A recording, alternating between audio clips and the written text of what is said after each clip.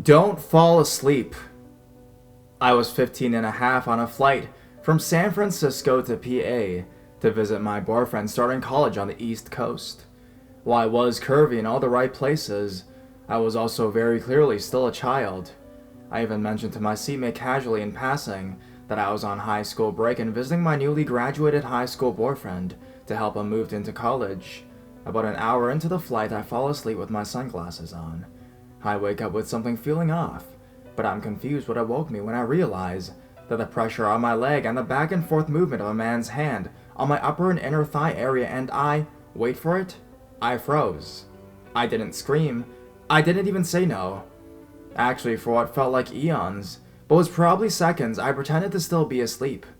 Then I fake woke up with a start, and he immediately pulled his hand back and looked nonchalantly out the window. I went to the restroom, confused but aware that anywhere else was besides my seat was the place to be right now.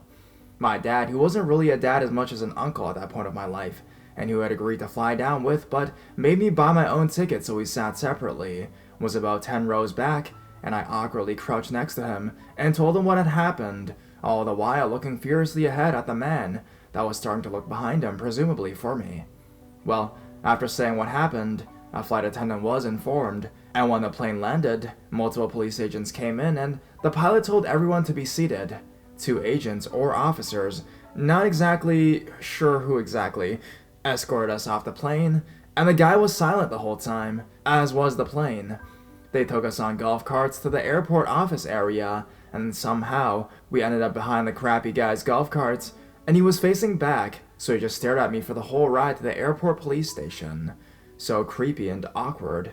Took forever, and I really don't remember how long after, but at least a year. But he was finally brought up in court. Jurisdiction was fuzzy for some reason. You think they would have worked that out by now. So there were 2 separate trials, as it was bounced from federal to state.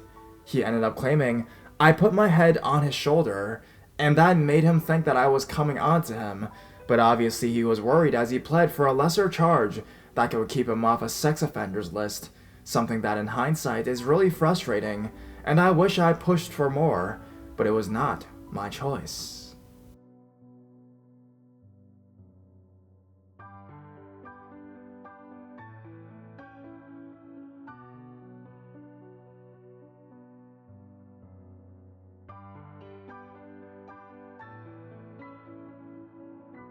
Creeper in Niagara Falls. Hey guys, just want to share this story to warn people about strangers and how nice people can go from being super awesome to super creepy in literally a matter of one night. So, when I was about 17 years old, I was homeless and still trying to figure out my life, but my liver was muddy with liquor and I couldn't go a single day without being intoxicated to the blackout point. This continued throughout the next 3 years, and I still kind of struggle with it. Not as badly at this point. So, one night, this dude I used to chill with, he was 30 at this point, and I'd been chilling with him for 5 years after he told me if I'd be his friend, he'd feed me alcohol whenever I wanted. We got a bottle of Jack Daniels and headed out to Niagara Falls, Ontario for some drinks, music, and a good night. Now, a little something about Dan. He also was and is still an alcoholic with serious anger issues, so as every other time, we got through about half the bottle, and I asked him for about $40 so I could grab a case of beer up the road, cause I didn't think us splitting a 40 ounce would get me that nice toasty blackout drunk feeling in which I loved. Dan flipped out, threw the money at me, and called a Speedy, an illegal taxi service, way cheaper than a regular cab, and went home. I stood outside the beer store and finally found someone to get me a case of beer, and I walked back down Clifton Hill to the Sheraton Hotel. Out front were benches and tables for passerbys to sit, smoke, etc. I had sat down, cracked a cold one, lit a smoke, turned on some tunes, and chilled out happy to finally be drinking alone. Along comes this dude, obviously a tourist with a heavy British accent. He sits down next to me and taps me on the shoulder. I pull up my headphones and he says, "Hey man, what are you doing drinking alone?" I then explained to him my situation, and we chatted for a while I got toasted. He then orders a pizza because I was starving, and idiot me didn't think to buy food or save some money for a taxi home. We eat the pizza and keep chatting. Now, this guy had a super flamboyant personality. I was totally cool with that, and didn't think anything of it until he asked me, "You know, you're super cute. You ever been with a guy before?" I responded, "Nah, man, I don't swing that way. I'm totally cool with just having friends who do, but please don't hit on me." He was cool with it, and we continued our conversations till I ran out of beer. He helped me drink a lot of it, actually. Around that time, I realized I didn't have a ride home. That's when he said he didn't have any more cash on him, but he was staying at the hotel with family, and I could chill with him until morning and his parents would drive me home. He said he had more beer in the hotel room. "Let's go chill outside the pool and drink till it opens, and we'll swim till everyone's awake." Stupid me thought, well, more beer and free swimming, plus I'm getting a ride. Can't complain. So we went up, grabbed the case, walked down the hall to where the indoor pool was. We sat down and drank and continued to chat. Now, at this point, I'm super drunk. I'm literally passing out. I lay down on the floor and tell him to wake me up when the pool doors open. He says, "A-okay," and I pass out. When I came to, probably about 20 minutes later, he was straddling my back and massaging me. I pushed him off and flipped out. "I told you not to do that, man." To that he responds, "Chill, man. I thought if you, to get you into the mood, we could do something." I snapped and turned around and ran down the hallway to the elevator. When I got to the lobby, I was crying. One of the people who worked there asked me if I was okay and what happened. I explained everything, and by the time I was done, I was a bumbling mess. You call me a pussy or whatever, but when you've gone through almost similar but worse situations in the past, everything comes out at once. She called the police, and not only did the cops show up, so did an ambulance. They brought me to the hospital to talk to a psychiatrist and a detective. I wasn't having it and just wanted to go somewhere to sleep. Now what I did next, I have no idea why I did it. Maybe because my family owned the restaurant across from the Sheraton, and I just wanted to be in a familiar environment. But I went back to the hotel and was sitting in the lobby charging my phone, trying to get a few winks of sleep before my family's restaurant opened and I could go sleep in the office area. I come to, and there, the same dude sitting in front of me. He was just staring at me with this horrific grin. He says to me, "You got me arrested in front of my family, but you left the hospital so they couldn't charge me with anything." I said, "So what? I didn't want to press charges. I just didn't want you to keep touching me." With that, I walked to the front desk, explained that he was now harassing me. Yes, I'm aware I went back to the same hotel he was at. Doesn't mean he had to come up to me, you know? The cop showed up, and as I'm walking out, I hear him call over to me, "You're fucking dead if I see you again." With that, the cops drove me back to Dan's house. He flipped the fuck out on me again after the cops left. I never seen him again. And after about 3 years in and out of jail, almost killing myself and struggling with alcoholism, this situation having just added to the depression I didn't understand I had. I'm now finally almost back on my feet. I work full-time at the restaurant now, but every time I go to work, I am reminded of what that situation could have turned into. And I thank God every single day that he taught me the lessons he did. So, to anyone thinking that an innocent-looking person who wants to help you out actually wants to help you out, don't fucking trust them. Creeper from the Niagara Falls Sheraton, let's never meet again.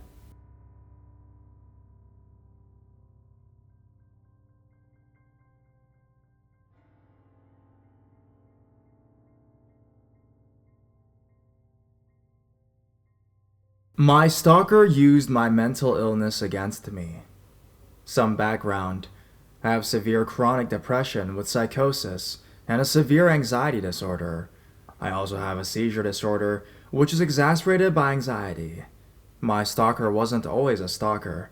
At first, he was my best friend's older brother, and by default, he always seemed to be my older brother as well. Our families were very close. Eventually, my family moved away, Navy brats we were, and I lost contact with my best friend. A few years later, we found each other on Facebook, and of course, I added all of her siblings as friends. I would talk to her twin brother a lot, as we had similar interests. Her oldest brother, however, was on a mission for the LDS Church. After he returned, his parent mentioned to my family that he was having a hard time adjusting, and to please message him so he would feel more welcome, like people remembered him in his absence. Of course, I, being a fairly caring individual, messaged him. It started with small talk. How are you? What have you been up to lately, etc. His name was Scott, and he was 6 years older than my best friend and I, and he had some mental health issues of his own. At the time, my psychosis was uncontrolled, and I had a delusion that I had a guardian angel following me to protect me from the demon shadow beings that wanted to corrupt me and steal my soul. His name was Athen, probably a name I got from a book or something like that.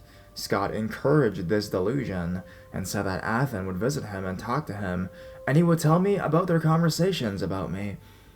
Eventually, Scott seemed to become jealous of my close relationship with Athen and told me that Athen had told him that he was leaving me because someone else needed him, and that he was appointing Scott to be my new guardian. I, of course, was devastated. I told Scott I didn't want him to be my guardian. I wanted Athen. He got upset and asked me why I hated him. Why didn't I love him anymore? This was a common occurrence, these outbursts claiming in which I hated him, trying to guilt me into agreeing to things. This wasn't the only stunt he pulled either. He would get angry if I didn't message him back within a minute or so, and resend messages over and over and over and over again, and then send rants about what a terrible person I was, how he hoped I would be raped or murdered. Then he would send rants about how sorry he was, and ask me to forgive him. He would say he would hurt himself if I didn't forgive him, and even sent me a picture of a gash on his arm. When I couldn't text on my way to school because of rain, he would send me screenshots of the forecast in my area, and say I was lying to him, and asking why I hated him. During school, when I couldn't text, he would send message after message. During finals exams, he sent several hundred messages, sometimes 15 pages long. He would send screenshots of earlier conversations, and claim that there was something in there in which I had lied to him about. If I told him I would be ignoring my phone for a couple hours to hang out with my boyfriend, he would call me a worthless slut, which hurt, because I had been raped in the past, and that's what the rapist called me. I believe it was my fault for far too long, and I think that's when I created Athen to protect me. But with my boyfriend, we hadn't even kissed yet because I was afraid of what it could lead to, and I wasn't ready to be intimate yet, or touched at all, really. Understandably, I was traumatized. If I said I was busy in church activities, I was trying to be a good Christian girl at this point. I am in no way Christian now. He would complain that I wasn't talking to him, that I must hate him, etc., etc. Then it got weird. He told me that he had a dream where he and I were married and had a kid. I told him politely that I was in no way interested in him like that, and emphasized the fact that he had always been just like a brother to me. He went on to tell me that it was, of course, just a dream, and you can't control your dreams. And of course, he didn't really feel that way. But he still acted creepy. He would say he loved me, and I would say something like, "Love you too," like a brother, but I was getting scared. The stress took a toll on me. I was very sick, and then had a severe allergic reaction to the medications, called Stevens-Johnson syndrome. I had a high fever, and my face was swollen, and my body was blistering. I could hardly eat at all, both because of the swelling and the blisters that were in my mouth, and because of the fatigue of the whole thing. The only thing I ate in 3 days was an apple cut into pieces so friggin' small, I had to use a toothpick to get them into my mouth at all, and basically swallow the bits whole. My point here is, I was in no shape to be texting all the time. If I sank into a deep depression and wanted just to be alone, not texting or talking or even eating at all, I would tell him, I do this if I want to talk right now. But he insisted. He said dozens of messages and get mad at me when I said I was listening to a movie while I dozed, because I should have been talking to him instead. If I was well enough to listen to a movie, then why not just talk to him? Yeah, great logic there, bro. After I recovered, I was no longer afraid to upset him, and I told him I would not text as much, but he still sent tons of messages, which I deleted without reading. I told him over and over to stop messaging and ranting at me, that the stress was making me ill, and I had a life other than texting him. He practically exploded. I was at a presentation my boyfriend was giving, and Scott wouldn't stop texting me. Finally, I got fed up with telling him to leave me alone and told him to never message me again, to fall in a hole for all I cared. All was silent for a few days. Then I got a message on Facebook. It was a picture of a minor road rash and an accusation that somehow I made him fall in a hole while on his bicycle. I fucking just told him to leave me alone. He wavered between telling me he loved me and ranting at me for hating him, quoting violent and somewhat rapey music lyrics at me. This isn't the creepiest thing he did either. He created a fake Facebook account of a girlfriend where the profile picture was the girl who played Gretchen in Mean Girls. She would talk to me about how I was breaking poor Scotty's heart and other shit like that. It was obvious it was a fake account, and she would tell me how she was being visited by Athen, and Athen would tell her to tell me to be nicer to Scott, and probably creepier. He somehow found out what apartment complex my sister lived in an entirely different state, and sent her a picture of her in it. He started messaging my family, telling them I was mean to him, and that he wished I would die, etc., etc. I had a strange schedule at school. I would walk to school to catch a bus to a different school for half of the day, and then catch a bus back for the other half. I promise this is relevant to the story. I was terrified at this point. He was obsessive, and it honestly scared the shit out of me. Well, one day on the bus ride back to the school, I could have sworn I saw him walking down the street towards my school. I panicked. I started hyperventilating and ducked my head down so he could not see me. I was convinced he was following me, that he was going to hurt me after all. He said he wished I was dead. I was completely sure that he was going to do something about that. Now remember, my psychosis was uncontrolled. I was extremely paranoid and panicked easily. The man, of course, turned out not to be Scott. After this, I realized what a toxic environment my involvement with him created. I told him goodbye and blocked him on all social media, my phone, and even changed my email as well. He used a texting app to text me and rant the same old things, that he loved me, why did I hate him, why didn't I love him anymore, etc. I blocked him over and over again. Eventually, things went quiet. A new number and a new rant every few days, then weekly. And then a month, and then 2 months would pass. I blocked him every time. After a couple years, I thought he was gone for good. I was excited. I was graduating early, and I felt accomplished. I sent a graduation announcement to my best friend, hoping she would send her own back. Instead, I received a card from her address. It said it was from her, but when I opened it, it was from Scott. He was congratulating me on my graduation and asking me to please email him because he was just so sorry. I shredded the card and never told anyone. But I was terrified all over again. He had my address. All I could think about for months was that he might physically stalk me. I spent a lot of time looking over my shoulder, scanning rooms and streets, making sure he wasn't nearby. I had nightmares where he would find me and quote those strange, violent lyrics at me before strangling me to death. Of course, this never happened. He stayed away. Because of his fixation, my best friend's dad denied a job position in my state, in my county even. I would have been so close to my best friend again, but of course, that means I would have to be close to my stalker too. My best friends and I have never forgiven him for that. Because of him, best friends were kept afar apart. She has visited me a couple of times, and last I heard, Scott married a schizophrenic girl, and they're living off of government aid. So, to wrap this up, I'd like to thank whoever actually read this to the end. I think it was therapeutic for me to write it out. For anyone that cares, my psychosis and anxiety disorder are well under control now. We're still working on the depression thing, but it's getting better, slowly. Finally, I would like to say, fuck you, Scott. You stole any smidge of a sense of security I had. You used my psychosis against me, and you kept me from my best friend, so fuck you.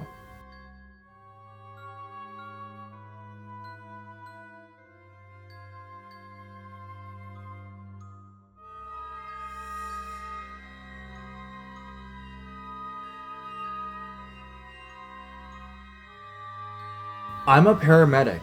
This is my story. So, I'm a paramedic in the southern United States. I've been involved in emergency medical service and the volunteer fire service since I was a senior in high school. So at the point this story was told, 7 years of it. In that time, I had seen some really strange and frightening events, some of which I couldn't explain. I was also aware that I had a lot of exposure to violence, both towards my patients and towards myself. I've been punched, kicked, bitten, plowed through by mental patients trying to get out of an involuntary hold, cut and even stabbed with a used needle by a jerk who didn't like I took his blood for the officer after a DUI accident. But this incident was by far the most disturbing, not only for what happened to me, but what could have happened to my partner before the events that preceded it, and the fact that seemingly nothing was done after. In November 2011, I was working for a very large, nationally renowned ambulance service, for which I no longer work for. While I won't name the company, I will say that they will cease to exist in 30 days because of a merger with another very large, nationally renowned ambulance company. We had the contract to provide 911 service for a predominantly rural county in western Tennessee, and it was a fun gig. One call a day usually, and usually really sick or injured patients. The kind of stuff you love being a paramedic for. Lots of drug and domestic violence related calls as well. That night, it was particularly miserable, rainy, and just dark. The local 911 office had received a call about an assault, and now the deputies were calling for us to come assist them. The call came out as a woman down, unresponsive, and we flipped on our lights and sirens and just headed that way. Paramedic generally work with an EMT, and mine that night was a woman about my age, and 6 months obviously pregnant. Alex, as we'll call her, was about 5'2", incredibly non-threatening, and not a very pushy person. I'm 5'7", at the time maybe 180, and I'm not a type A personality at all, introverted and kind of a goofball, not overtly a take-charge, authoritative guy.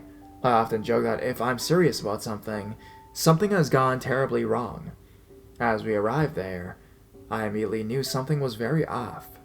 This was an older neighborhood, dating back to before World War II. The house was an old shotgun-style house, where the rooms were directly behind one another, so the living room would run empty into a kitchen, which would empty into a bedroom. If a door was shut, the rest of the house was an unknown. The lights were off, other than the light from the blue strobes of the cop cars. There was a deputy at the door, who said she was in the living room, but the deputies were all at their cars about 50 yards away on the main road. No one was doing first aid.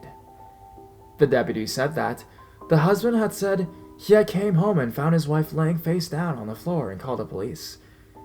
He said he knew his brother did it. The deputy warned me the husband seemed drunk and then vanished, back to his car. As we walk inside, we see no one around, no husband, which should have immediately raised the red flag. We found the woman laying between a couch and a living room table, and a recliner in the corner. The door, however, was closed.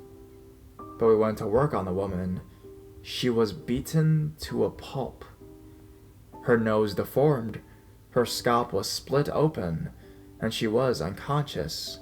She had areas of bruising all over her, some in various stages. Another red flag, to be honest. But there was work to do, and we set about stabilizing the woman and beginning the process of starting an IV and placing a neck collar to immobilize her. In our distracted state, we hadn't noticed the man step out of the bathroom. I had just placed a collar and an oxygen mask, and was listening to her breath sounds, when I heard a distinct click of a breakdown shotgun and footsteps. My partner was at the door with her back turned to get the stretcher off the porch, and I stood up straight to come face to chest with a nearly 6-foot man, standing there, putting a pair of 12-gauge shells into the shotgun. He was African American, massively built and drunk, with an angry scowl on his face. "I'm gonna get them," he would repeat, looking at me with that gaze that, if it could kill, would have cut me in half. No other emotion, other than anger at all I can feel. You could smell the alcohol as well. He was sweaty and jittery. It felt like a movie playing that I was watching. All that training of if the scene is safe, get out was rushing through my head. But at this point I realized he would probably shoot me if I tried to run away. As I stood up from his wife, he kept my eyes locked on his. I said, "Alex, get out. Now!" And heard her scream, as she must have turned around and saw him. "Alex, get out. Now. I'll be fine." I repeated slowly, with a method, as I placed myself over his unconscious wife. Between him and my pregnant partner, he stopped, stared me down, and pointed the barrel of the shotgun straight at my face. As he did so, again, no emotion, no concern, just anger and rage. Alex took off down the driveway, screaming for the deputies. "I'm gonna kill them who did this. Get out of my way or I'll kill you too." Cold as ice.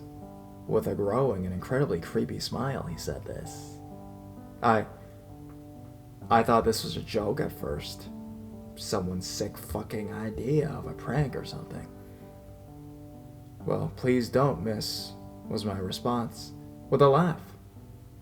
Yet he wasn't laughing. He just stared ahead at me, gun at his hip, pointed straight at my face. I replied, "If you shoot me, she's gonna die. I'm the only one who can care for her," was my response at this point. I was trying hard not to break down. "She dies. You die," was his response. And he sat down on the recliner across from us. He still had that smile, that creepy toothy smile, and those white eyes bearing down on me. I had shivers going down my spine. I thought this was it. This was going to be how I died. All I could think about, as I worked to tokenly bandage these cuts on this woman's head, was how I was going to look up and suddenly feel and see nothing. My head would be hamburger meat. But then, he lowered the gun and looked at his wife. "My brother makes me do this. He made me do all that, you see. She was cheating on me, I had to. I didn't want to hurt her, she made me." That same creepy grin, that same wide-eyed look, that same sweaty, trembling behavior. I was running out of things to do to keep this guy convinced I was busy saving her life. All of a sudden, I finally heard screaming and was blinded by flashlights. The deputies had been called back to the scene after they had left by my partner. When she realized they had gone looking for their brother, she called over the radio and had them come back. They stood there, guns drawn, yelling at the man to drop the shotgun. He did, and they threw him onto the ground and cuffed him. He started crying, screaming even, how she was dead. How it was all his brother's fault, not his. And to leave him alone. Standing there shaking, no trembling, and wondering just what the fuck had happened, we regained our composure, got our injured patient in the ambulance, and took her to a local trauma center. When we got back, a deputy took a report from us, and we had to file an incident report with our employer. We never heard anything after that. Fast forward to 2013, I'm not working in the county anymore. While I occasionally see Alex and treat the whole incident as a joke, I don't really talk much about it. I never saw anything on the news about us, and honestly never pushed the issue. I'm working for another service at this time, and picking up a kid from that county's hospital when I see Alex and mention the event, and ask whatever happened. She pulls me aside and tells me the rest of the story, and at that time I realize just how close I came to dying that night. The woman had regained consciousness the day after the attack, and told the hospital staff that her husband had been drinking heavily that day and not taking his medicine. He had began accusing her of sleeping with his brother that night, and had started hitting her until she had gotten knocked against a living room table and blacked out. He had eventually pled to the domestic violence charge and was placed in an inpatient psychiatric facility. He's still there. The creepy thing? His brother had died in 2002 in a car accident in another state. According to the wife, he took medication because he had lucid and intense hallucinations of his brother doing things to people and telling him what to do. The deputies knew the house had a history of mental illness calls and never warned us or flagged the address in our dispatch system. It raised more questions than answers. Why wasn't he charged with the attack on us? Why did the deputies leave us there? And why wasn't anything done to follow up to help us? So there you are.